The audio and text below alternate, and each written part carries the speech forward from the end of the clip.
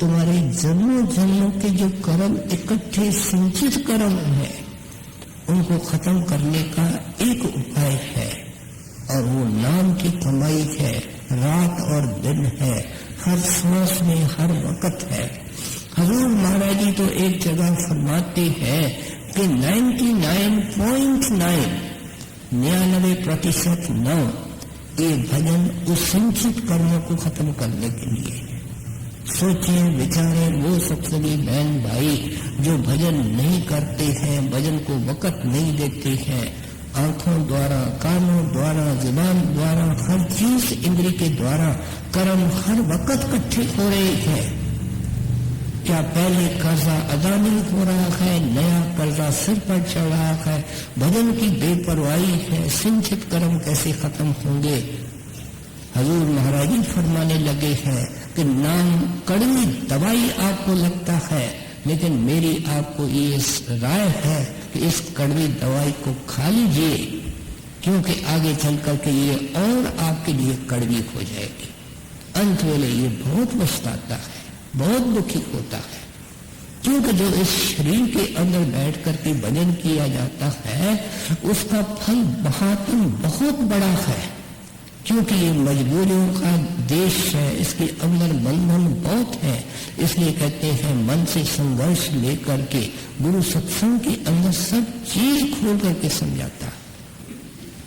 मन से संघर्ष लेकर के नाम की कमाई करने की कोशिश करो, लेकिन साथ में एक और बात समझाने लगे, गुरु जो करे सो हित कर जान। कहते हैं जो भी वो करते हैं तेरे मन के अंदर कभी होका, कभी ऐतराज नहीं उठना चाहिए। हजूर महाराज इस नुक्ते पर एक वार्ता सुनाया करते थे कि एक दरवेश एक गांव के बाहर जाकर के बैठा, कमाई वाला, अच्छा मालिक के भाड़े के अंदर रहने वाला उस दर्जे का फकीर था। गांव वालों का उनसे स्नेह हो गया, बहुत प्रेम बढ़ गया। अब एक बार रात को क्या होता है कि अचानक उनके गांव के सारे मुर्गे मुर्गियां मर जाती, दंग रह गए। दरवेश के पास आए, दरवेश जी ये क्या हो गया? वह हाथ जोड़ करके कहता है, प्यारे मेरे को रोज सुनते हो, मुझे नई बात तो कुछ कहनी ही नहीं, जो कुछ होता है उसकी मौज और हुक्म से होता है, इसके सिवाय मैं न जानता हूं न मैं आप कहता हूं। गांव वालों के समझ में नहीं आया। कुछ समय के बाद अचानक एक रात को कुत्ते मर गए। महात्मा के पास जाते हैं, वही उत्तर मिलता है। गांव वाले निराश होकर के वापस आते।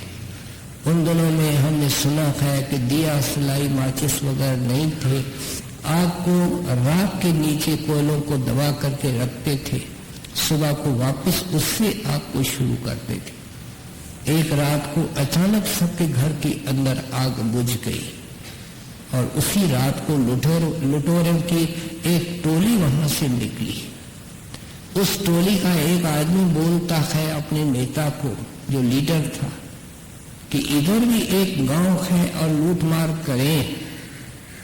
तो वह सरदार कहता है तू मूर्ख है, इधर अगर कोई गांव होता तो मुर्गे की कोई बांग होती, कुत्ते के भौंकने की कोई आवाज होती, किसी घर के अंदर से चिंगारी जितनी रोशनी नहीं निकल रही है, तू मूर्ख है, इधर कोई गांव नहीं है, आगे चलो।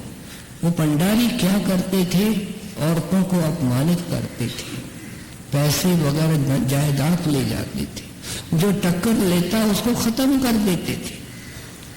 सुबह को गांव वालों को सब चीज का पता चला, आकर के दरवेश ने माथा टेका। उनका हाल क्या होगा? आंखों में आंसू, गले में कपड़ा और दिल में शुक्रिया, आभार। यदि ऐसी जिंदगी निकालने की कोशिश करो। गुरु जो करे सो हित कर जान,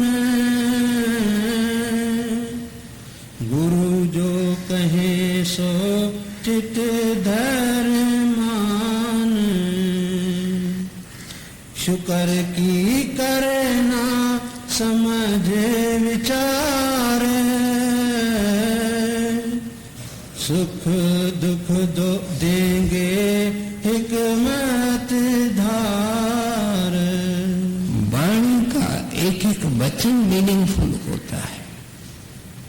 पूरी ध्यान से वाणी और सत्संग को सुनना चाहिए। कहते हैं दुख सुख देंगे हिकमत दार। हिकमत का मतलब है विस्डम, सियानत, अकलमंदी।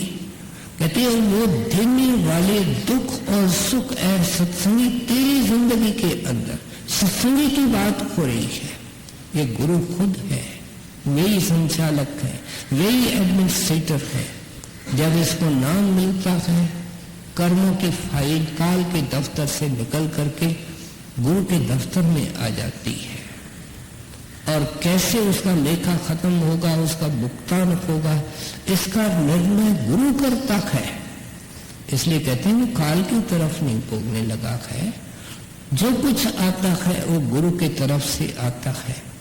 एक मुसलमान दरवेश बड़े अपने सुंदर लहजे से कहता है कि ऐ प्यारे मेरे को ध्यान से सुन, तेरे ऐतराज, तेरे अंदर शिकवे और शिकायत।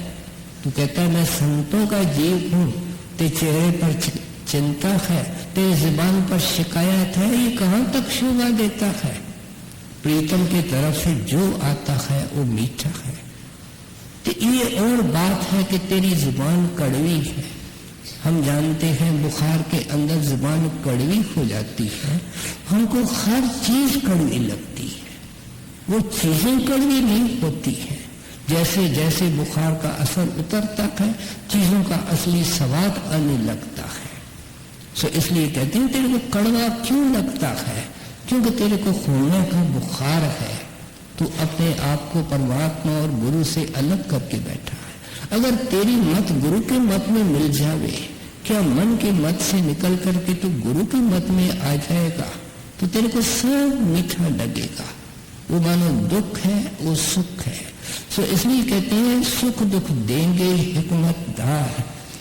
ये सुख और दुख इन दोनों से दुनिया बनी हुई है और ये जीवन बना हुआ है। जैसे कोई कपड़ा बुना जाता है उसमें कई किस्म के धागे होते हैं, इस तरीके से जिंदगी का कपड़ा है।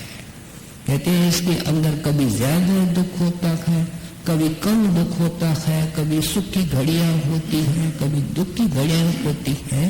लेकिन ये तो मौसम की तरह होते हैं। देखो सर्दी आती है, गर्मी आती है, क्या बसंत आता है, लेकिन हम इसके लिए ऐतराज कभी नहीं करते हैं कि सर्दी आती क्यों है, गर्मी आती क्यों है। हम क्या करते हैं उसके अनुसार अपना खाना, अपना बिछाना, अपना सोना उस मौसम के अनुसार कर लेते हैं। अपने आप को मौसम के अनुसार ढालने की और एडजस्ट करने की कोशिश करते हैं, मौसम को बदलने की कोशिश नहीं करते हैं। इसलिए कहते हैं ये दुख और सुख की मौसम तेरी अपनी बनाई हुई है। इसके लिए शिकवा क्यों, शिकायत क्यों, ऐतराज क्यों? इसको तो शांत करके गुरु की तरफ से लेना चाहिए। सो इसलिए कहते हैं गुरु जो कहता है वो करो और गुरु जो करता है उसके अंदर भला समझो। और जो भी दुख और सुख व्यापक होता है उनके अंदर कोई न कोई गुप्त राज होता है, कोई भला होता है। डिप्टी साहब बड़े महाराज जी की खूब सेवा की, 30 साल हजूर महाराज जी की पर्सनल सेवा की और साथ संगत की खूब सेवा की।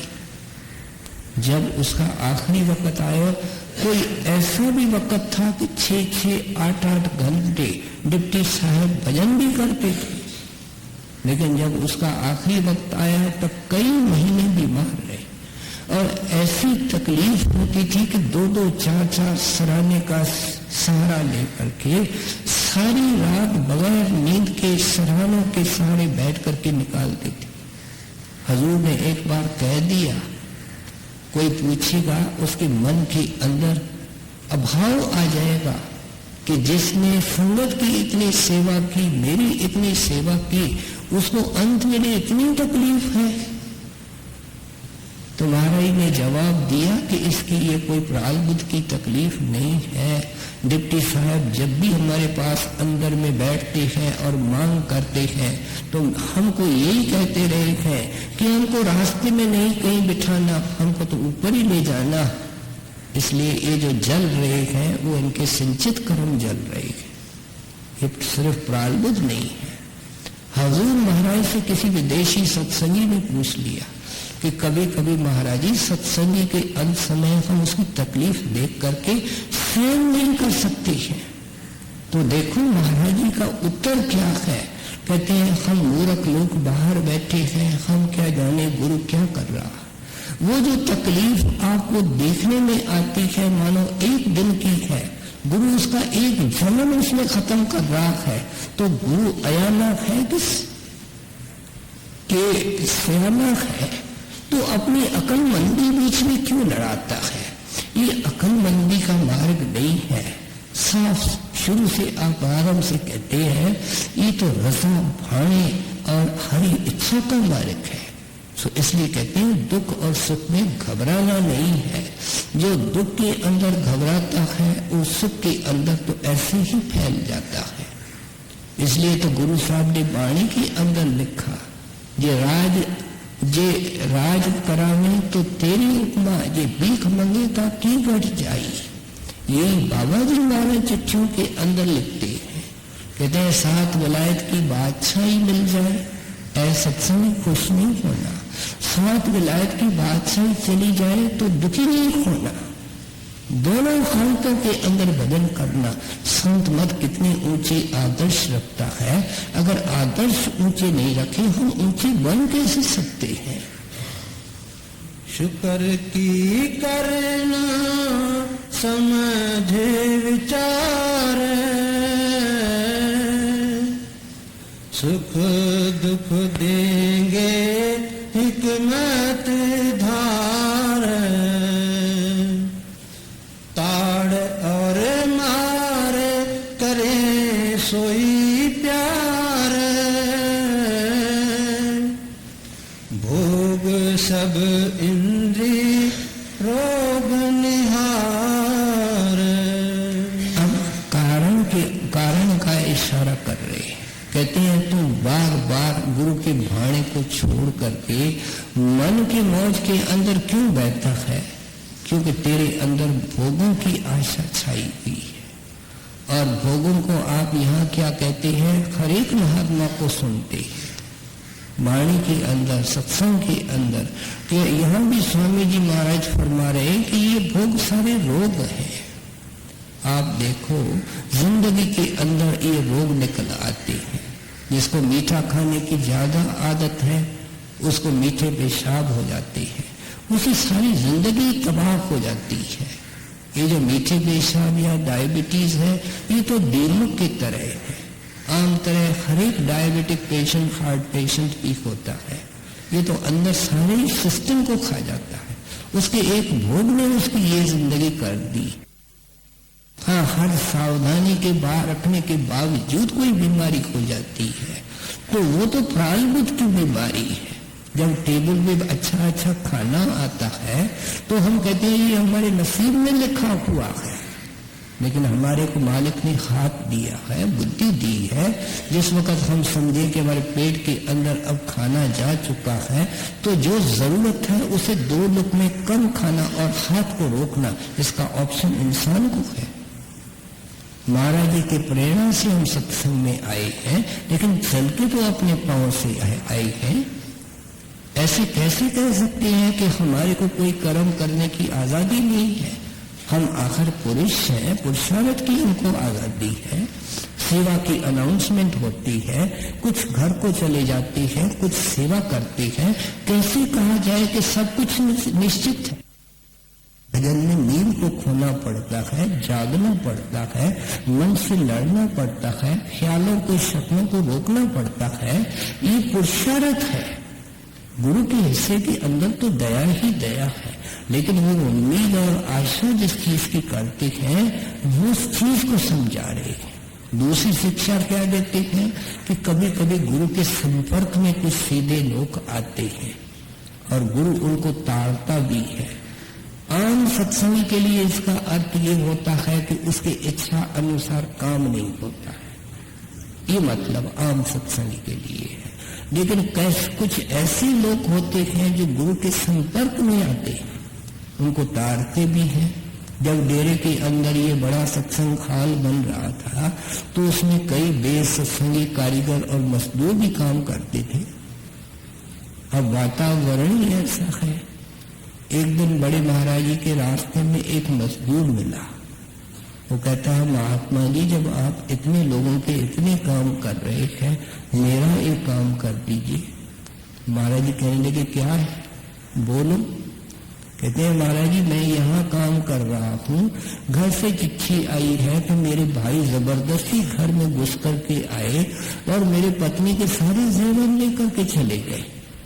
आप दयालु हैं, आप दया करें। महाराज जी नाखुश होकर के कहते हैं कि तू मेरे पास यहाँ मजदूरी करने आया है, उसके तुम पैसे लेता है कि मेरे से संसारी काम करने आए। मजदूर ने मन में क्या सोचा कि महात्मा ने भी मेरी नहीं सुनी। लेकिन कुछ ही दिनों के बाद उनको घर से चिट्ठी आई और जब उसकी तारीख का मिलान किया तो पता लगा, जब उसने महाराज से बात की थी उसके 1-2 दिन बाद उसके भाई, पता नहीं उनके मन में क्या व्यापत हुआ, सारे जेवर लेकर के उसके पत्नी को दे के गए। कहते गुरु के अंदर जोश नहीं, गुरु के अंदर क्रोध नहीं, गुरु के अंदर तो अमृत और दया है। अगर बाहर से जोश करते हैं तो वो भी जीव के भले के लिए होता है। ये मिसाल हमने आप स्वामी जी महाराज के सार्वजन वार्तिक से सुनी है कि जो दुनियादार का क्रोध होता है वो घाती होता है और संतों का जो जोश होता है वो दूध के उबाल के तरह होता है और दाती होता है। अग्नि के ऊपर अगर गर्म पानी भी डाल दो तो अग्नि बुझ जाती है। संतों का क्रोध इस तरीके से है कि अगर वो कभी जोश में भी आते हैं तो कर्म जीव का भला करके कोई उसका कर्म छाड़ देते हैं, कर्म खत्म कर देते हैं।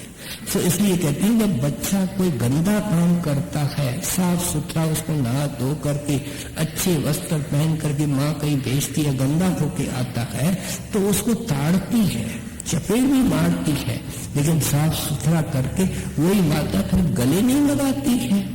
जब दुनिया का ये रिश्ता है, कहते हैं ऐ तुम अज्ञानी सत्संगी, तो गुरु कितना तुमसे प्यार करता है उसको तो अक्ल बुद्धि से कैसे समझ सकता है।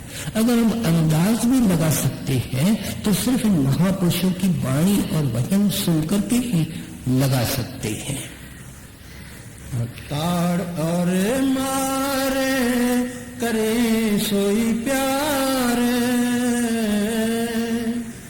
भोग सब इंद्री रोग निहार, कहूँ क्या दम दम शुक्र गुजार, बिना उन और न करने हार। ये वाणी स्वामी जी महाराज ने कब लिखी? जब दुर्धाम पहुंच गए। आपने वाणी के अंदर लिखा है कि मेरा वाणी लिखने का कोई इरादा नहीं था, ये तो जीवों के हठ और आग्रह के ऊपर मैंने मजबूर होकर के वाणी लिखी है।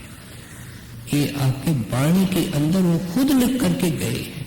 लेकिन ये महापुरुष जो वाणी लिखती है, इनकी कलम के अंदर जो हरकत और ताकत देने वाली होती है वो शब्द होता है, कुल मालिक होता है।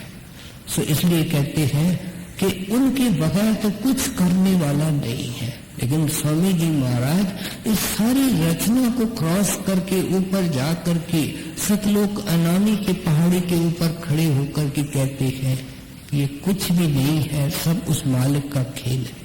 जैसे पहाड़ी के ऊपर आदमी खड़ा है, नीचे सागर ही सागर है, वो क्या देखता है कि हवा भी वो मालिक लगा रहा है, उस हवा के कारण लहरें भी मालिक पैदा कर रहा है, पानी भी मालिक ने पैदा किया है, इंसान ने क्या किया है।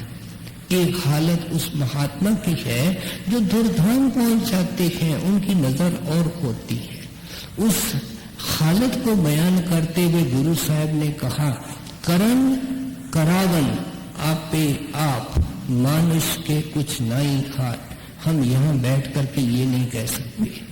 जब तक हम दुनिया के अंदर हैं और आंखों से नीचे हैं, हम हमेशा ये महसूस करेंगे कि शरीर काम कर रहा है। जब कोई मेहरबान हो जावे, कोई शुभ घड़ी हो जावे, आंखों से ऊपर चला जाए तो ये देखता है या वहां के रहने वाले हंस देखते हैं कि वहां मन काम कर रहा है। जब ब्रह्म के सारे देश को क्रॉस करके पार ब्रह्म में ये जाता है, ये देखता है कि न तन का वास्ता है न मन का वास्ता है, यहाँ तो आत्मा काम कर रही है। लेकिन जब ये धूर्धाम पहुंच जाता है, देखता है यहाँ तो कुछ भी नहीं है, खेल केवल एक का है, पसारा केवल एक का है। तो इसलिए कहते हैं कि ये ख्याल दुनिया के अंदर रख करके चलो कि तेरी तकदीर उसकी मुट्ठी के अंदर है जो कुल करतार है। फिर तेरा शिकवा, तेरी शिकायत, तेरी चिंता, तेरी एतराज, तेरी प्रार्थना क्या मतलब रखती है।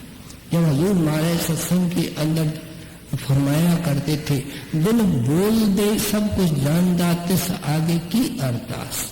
कहते सत्संगी सुबह शाम तुमको अरदास तो एक करनी है, वो नाम है, सिमरन है, नाम की कमाई है, गुरु का ध्यान है, तुम्हारी ही अरदास है। इस अरदास का सहारा छोड़ करके पता नहीं क्या क्या किचरे के लिए अरदास करता है।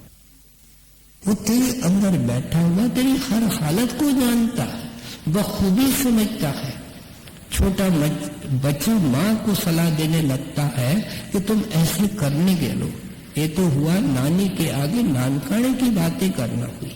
सो इसलिए आप समझाते हैं कि वो सुजान है, करण है, कारण है। ऐसा ही जो कुछ घटित हो रहा है उसके अंदर तेरा भला है। तुम मौज में आ जा, भाड़े के अंदर आ जा। बार बार दिन में कई बार जुबान से शुक्र निकले। विलायतों के अंदर रिसर्च हुई है कि जिनको हार्ट अटैक्स होती हैं वहाँ ये रिसर्च करने वाले लोग जाते हैं। उन्होंने अच्छी तरह देखा है कि दो किस्म के इंसान होते हैं, एक शिकायत करने वाले और शुक्र करने वाले। और हार्ट अटैक का जो रेशियो उन्होंने बताया है, कहते हैं जो शिकायत करने वाले हैं वो 5 हैं और जो शुक्र करने वाले हैं कोई वो 1 आध होता है। कहते हैं ये तो लोक और परलोक को सुखी करने के लिए नाम है, लोक और परलोक को सुखी करने के लिए गुरु की शरण है। तुम उसको छोड़ करके मन के शरण में चले जाते हो, मन के तरंगों में बहने के जाते हो। आपकी भावना क्या इस शब्द की है कि आज से अब से ये कोशिश करो कि गुरु के आगे कोई संसारी काम के लिए अरदास न करो। जो करते हैं उसके अंदर ही तेरा भला है। एक माई ने बच्चा नहीं था, सारी जिंदगी अरदास करके महाराज से बच्चा लिया, वो लुच्चा निकला, बदमाश निकला, उसने बाप को गिरफ्तार करा लिया। क्या ये ठीक अरदास है? हजूर फरमाया करते थे कई बार हम वो चीजें मालिक से मांगते हैं जिनसे जान छुड़ाने के लिए फिर वापस मांग करते हैं, अरदास करते, महाराज ये मेहरबानी करके वापस ले लो। हम मूर्ख लोग, एक अंधा एक सुजाते को क्या जाने कि वो क्या करता है। इस एक नुक्ते के ऊपर आज के शब्द के द्वारा स्वामी जी महाराज हमको लाना चाहते हैं कि सत्संगी मन का भाड़ा छोड़ो, हर हालत में गुरु के भाड़े के अंदर खुश रहो, उसका प्रसाद करके मानो और नाम को पकड़ करके रखो। आगे खोल करके समझाते हैं। कहूँ क्या दम दम शुक्र गुजार, बिना उन और न करने हार। दुखी चित से ना हो दुख लार, सुखी होना नहीं सुख जार। बिसारो मत उन्हें हर बार, दुख और सुख रहो उन्हें धार।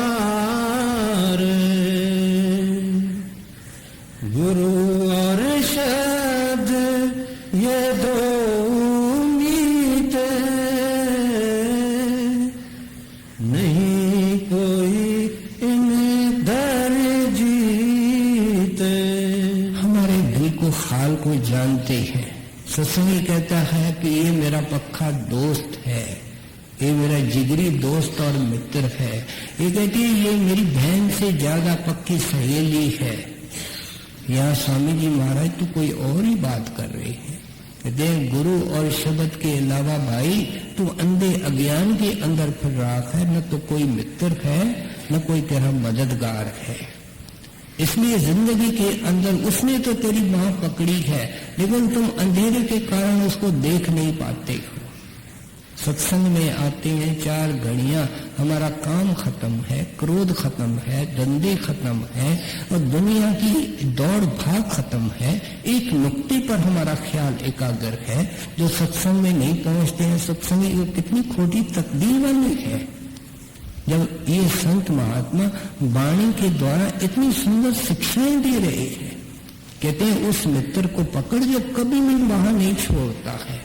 जैसे तुम्हारी बाह एक बार पकड़ी है, कहते हैं वो गुरु है और इस गुरु की बाह पकड़ के रखेगा, मतलब गुरु की शिक्षा और गुरु की दीक्षा, जिसको खोल करके आपने समझाया।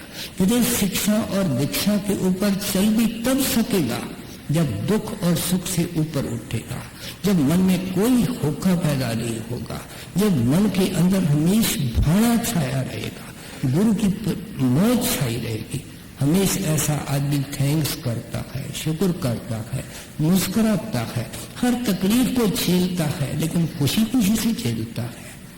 तो इसलिए आप समझाते हैं कि अगर इस तरीके से तुम गुरु के मौज के अंदर आओगे तो खुशी के दरवाजे खुलेंगे, दया के दरवाजे खुलेंगे और तेरे को किसी शुभ घड़ी में अंदर बुला लेंगे और फिर तेरे को पता लगेगा कि तेरी जिंदगी का और सारे ब्रह्मांड का आधार शब्द है, वो तेरा अपना है।